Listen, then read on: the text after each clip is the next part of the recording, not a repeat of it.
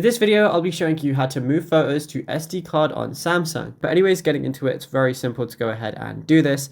And you can do it with any SD card or drive that you have connected to your Android phone. So what you want to do is connect them via a wire. For example, I have mine currently connected via USB-C. So all I want to go ahead and do is then locate the My Files application. As you can see, I have USB storage 1 right here, but obviously if you have an SD card or anything like that, it's going to show up here as well.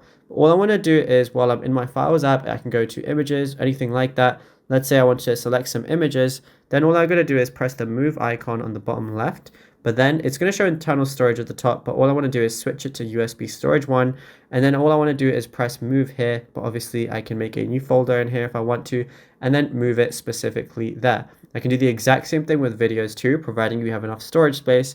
So let's say I want to select a few of these. What I'm going to do is press move again, go to USB storage, and then I can move them here. And yeah, it's literally as simple as that. There is nothing else to it. You can do this as many times as you want, providing you have enough storage, and it is very quick. Just make sure you're trying to use a high-speed wire if you're able to, and then you should be good to go.